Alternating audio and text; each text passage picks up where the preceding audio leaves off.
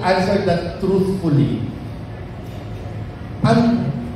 Ang nagustuhan ko sa kanila, obviously favorite ko sila, in-explain ko kanina na ang bawat director may muse.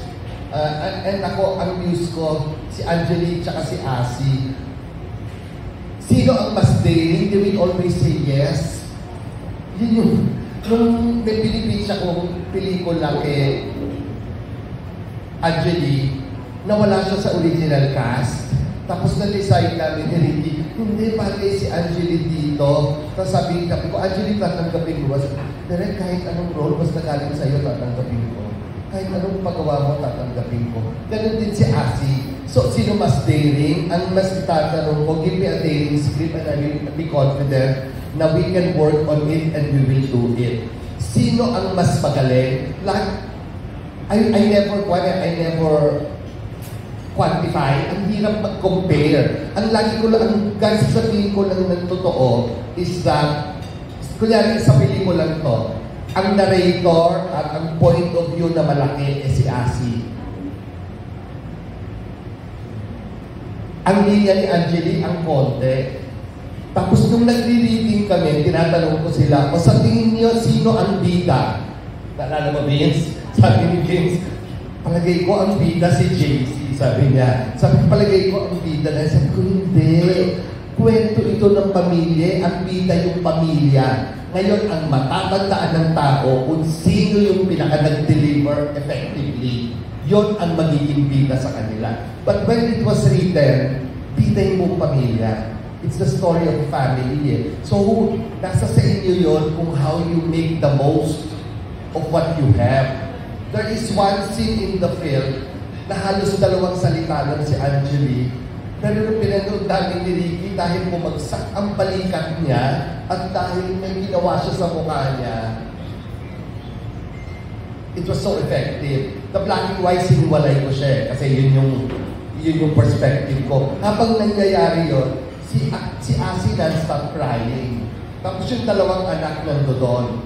May ginawa si Vince that reminded me, I patterned the scene after how my mom would have reacted sa problema.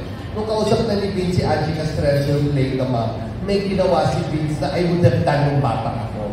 In the middle of his remorse, yumuko siya sinandal niya yung ulo niya sa balikat ng nanay niya, tapos umiyak siya ng tahimik, gumanon yung puso ko.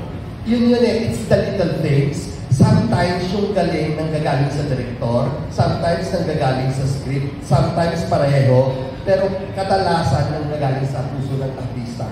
Mga nuances. Mga nuances. Diba? You don't have to say anything Merong isang linya doon, sabi ni Angelique, bakit mo ginagawang pari ng Amerika para agawin ang asawa ko sa akin? Ang tagal-tagal na namin nagsasama, ikaw pa una niyang pakakasalan. He was referring to the gay lover of his. So painful. Ang instruction ko lang, say it simply. You're not talking to him, you're talking to yourself. You're verbalizing what is in your mind and in your heart. Diba? May eksena doon na yung towards the ending na kausap ni Asi si Victor.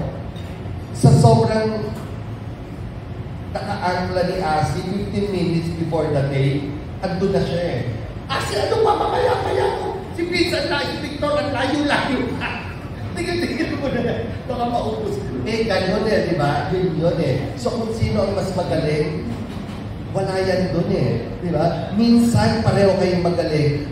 Minsan mas impactful yun sa isa. Ako, pag lahat magaling, pag pareho, masaya ako. But I will digress a little. Lahat ng mga nakikita ng artista, kadalasan niya hindi ko naalala ang pangalan. Sorry, senior citizen na ako, so mahina ako. Pero lahat sila nag-rating. Walang pumapasok sa pelikulang ginagawa ko na hindi ko nararamdaman. Hindi ko pa sila nararamdaman. So they were chosen by me. I may not remember their names, but they were chosen by me. And I will commend them and credit them for what they have done. Pero I will give special credit ngayon ko na sasabihin itong SS. Kasi ang hirap ng role niya. At hindi lang mahirap, very daring. victim siya twice. Rape siya ng tatay niya at ng barkada ng tatay niya before, tapos ni-rape uli siya sa present time ngayon. Tapos, ang konsepto ko ng rape, I was explaining it to them, gusto ko pag napanood yung rape, magtitiri sila sa ginagawa. Yung maiinis ka dun sa mga lalaki. Tapos, rape is violation, it's show of power more than anything eh. Yung violation is so brutal to the senses that it is repulsive, yun yung gusto ko. And I was explaining, and ang hirap ng eksena. And itong pelikula to ginawa namin habang 3 sunod-sunod na bagyo ang tumaan. So it was really difficult at nag-shoot kami sa isang karinderya na maliit. That's where the rape happened. Si Seth did it very well, but I think she did it well kasi bago namin sinunod yung rape scene, sinunod muna namin lahat ng mga eksena sa bahay. And she was good. Yung mga umpisa, kinokorek ko ng kinokorek kasi may preconceived notion ang mga artista bago kung ano ang drama. Di ba merong school of acting na traditional na drama? Na yun ang conception nila. Si Selena's Code, feeling niya maganda yung iyak. May ganun, so kailangan mong tibagin yun. Ang conception nila ng palmalukot at tinaapi iiyak.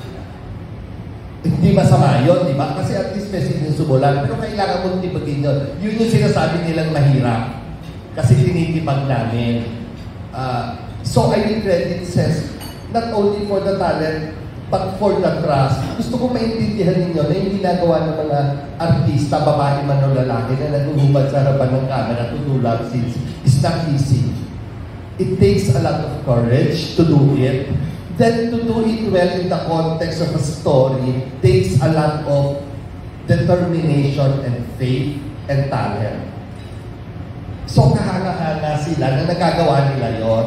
Saludo ako sa kanila kasi ang laki ng, it takes a lot from them to be able to do that. Yun yung una. Ikalawa, they are kids.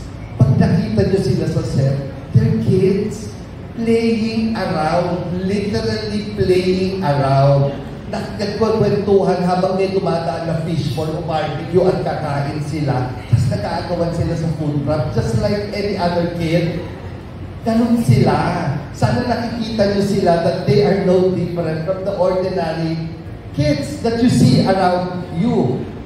Ganun sila ka-normal at ganun sila ka-frivolous at ganun sila quote-unquote innocent.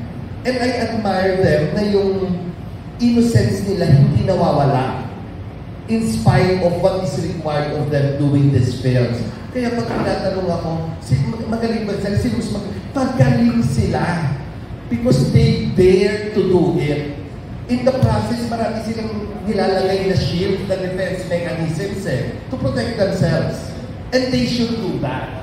Pero, I admire them na pag sinasabi ko, tibagin namin yan, tinitibag nila. Si Victor is a very good actor. Yung sinabi niya mahirap dahil kailangan niya yung mga ganung defenses Pero may mga director na may specific na gusto sa pelikula. So kailangan namin tibagin. It doesn't mean hindi sila magaling or may mali. It just means kung ano man ang meron sila ngayon, nandun yun because they have to protect themselves. They have to protect their humanity. And true artists do that. So ako, I am proud that I'm working with them. I will always be glad to work with them again in truth. Si Vince, I wanted to work with noon pa years ago, di na nagtatagpo. Si Victor, kahit na sinabi na nahirapan. Nahirapan naman. Hindi naman ibig sabihin, hindi maganda Bahagi ang paghihirap, bahagi ng proseso Ang importante, nung pinanood ko yung pelikula, ang husay niya. Right after that, yung pelikula ginagawa ko ngayon, I was requesting for him. Hindi lang pwede schedule niya. So I will always want to work with people who are committed. I've also kept in mind, sabi ko kay Ses, alam mo sa ginawa mo, I will not forget you. Ano ako mataong marunong, malambot ang puso ko sa gano'n nagbibigay. I will make sure that I will work with you again. That I told. That's what I told Angeli before, and that's what I told Asi before. So yun, so the people in front of you, are very daring people. They're very courageous, they're very brave, and may sining silang ibinamahagi. At sa akin, mahalaga yon. Si Angelique, kung kilala niyo lang siya sa totoo, she's a kid. Oh my God, she's a kid. Parang siyang 14, 15 years old na bata. Nakikipaglaro. Okay, having said that, siya rin ang gumawa ng Silip sa Apoy at Silinas Gold. Nakikita niyo? May ganon. Walang contradiction yun. They are one and the same. Yun yung person at yun yung artist. Si Asi na katabi ko is a kid. At siya rin ang gumawa ng Call Me Alma. It's the person in the artist. Yan, siya yan. These are people, these are artists I should admire. Si Vince, ang commitment, acting is about committing to the moment. Ang commitment to the moment ni Vince, swabing-swabe. Yan. I hope klaro ko yun kasi mahalaga sa akin na my actors are looked at as not only actors, not only good artists, but human beings who are dating and who have have kept their childlike qualities intact in spite of what they are doing in films that's required of them. Thank you. Well, the way you describe it, I cannot wait to see the movie. Sayang hindi pina-screening. But I